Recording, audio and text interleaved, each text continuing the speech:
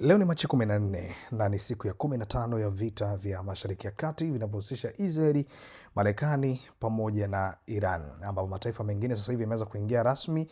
Lebanon tayari imeonyesha jitihada za kutaka kupambana dhidi ya kundi ya Hezbollah ambalo limedeclare kabisa kwamba sasa hivi anaingia ama anajiandaa kuingia kwenye vita rasmi na Israeli, vita vya muda mrefu.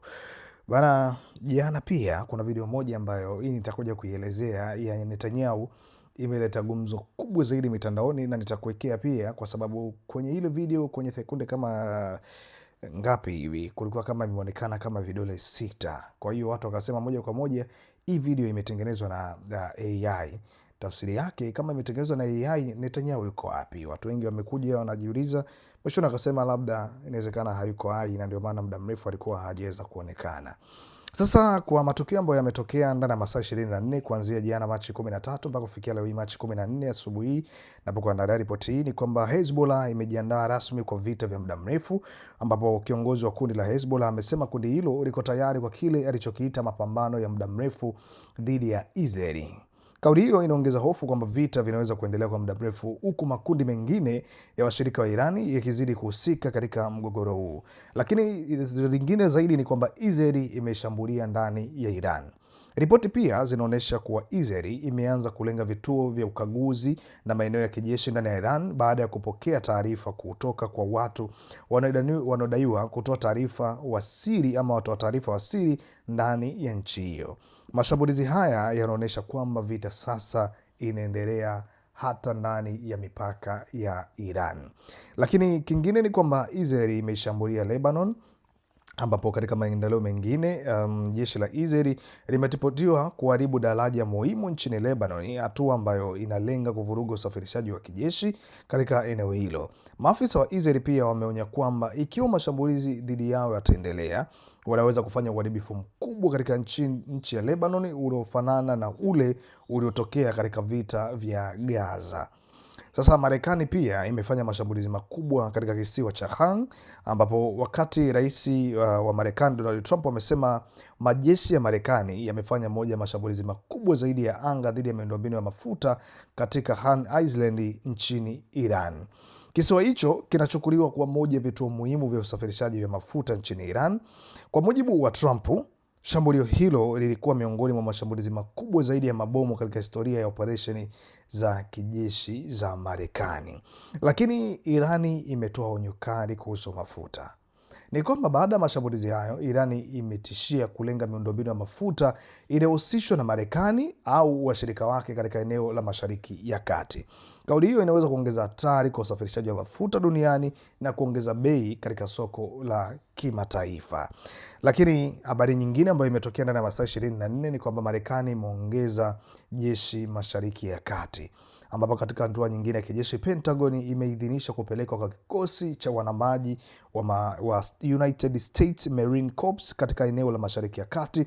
Hatua hiyo inaonyesha kwamba Marekani inajiandaa kwa uwezekano wa mapigano makubwa zaidi katika siku zijazo.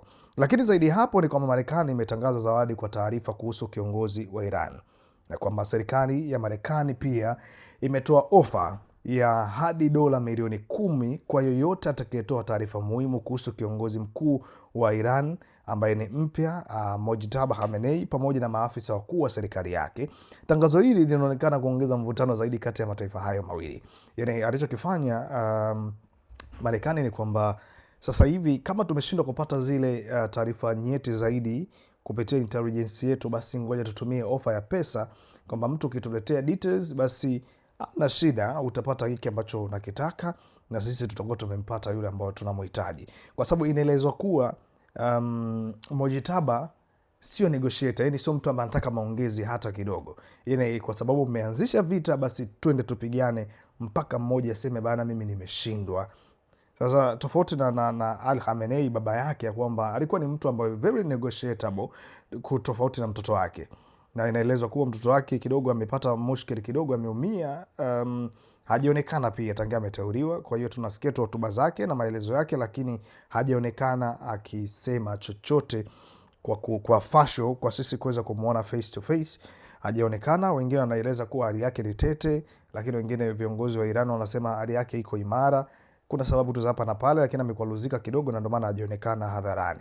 Lakini Hamas imekuja hadharani tena na kutoa wito kwa Irani, ambapo imewaomba tafadhali Irani msishambulie mataifa mengine Mashariki ya Kati, kwa sababu tuna historia ya pamoja.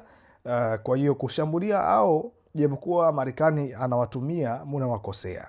Kikubwa mshambulieni Marekani, japokuwa kujilinda ni jambo la msingi, lakini usishambulie ndugu zako kwa sababu tunabeba historia ya pamoja. Hayo ndo matukio makubwa ambayo yametokea siku ya jana, lakini kubwa zaidi ni hili la Netanyahu ambaye kupitia video yake imewaacha watu mdomo wazi. Kuna video ambayo imepandishwa katika akaunti ya Netanyahu katika ukurasa wa mtandao wa X, zamani ukifahamika kama Twitter. Ilikuwa amejaribu kuelezea namna ambavyo maandalizi yamekuwepo na matukio hivi na hivi, kwa sababu anaongea kwa lugha ya kwao. Kikubwa ni kuinjinia hii vita ili Israel iendelee kupata nguvu. Hasa kwenye ile video sekunde ya 34 mpaka 36, wengine zile vidole 6 vimepatikana kwenye sekunde 34, wengine 36. Ameeleza vinaonekana vidole 6. Swali ambalo watu wamekuja wakajiuliza, sasa kama ni vidole 6 inawezekanaje? Japokuwa wengine wametambua ile video wakasema ni reflection. Kwa mfano mimi mkono wangu huu hapa inatengeneza kimvuli wa kimoja ya kidole, kwa hiyo nikikunja hivi inaweza kutengeneza kama kidole kingine, na ndiyo maana imeweza kuonekana vidole kama 6. Hayo maelezo ya watu wengine ambao wamechambua ile video, lakini wengine wameenda direct wakasema hivi ni vidole 6. Kwa hiyo tafsiri yake kama wametuletea video ambayo imetengenezwa na AI, Netanyahu hayupo hai. Kwa hiyo mimi sijathibitisha, lakini ile ni video ambayo iko wazi na imeibua mjadala mkubwa.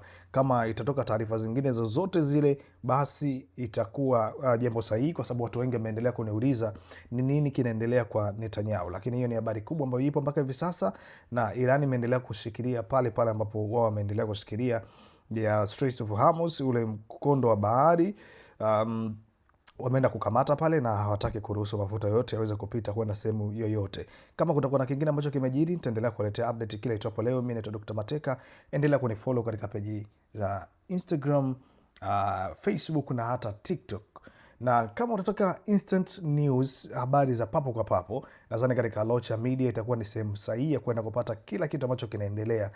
Hii ni analysis ya masaa 24, lakini Locha unapata kila tukio ambalo linatokea on the spot, linatokea muda gani na kitu gani kinaendelea ndani ya Mashariki ya Kati. Bye bye.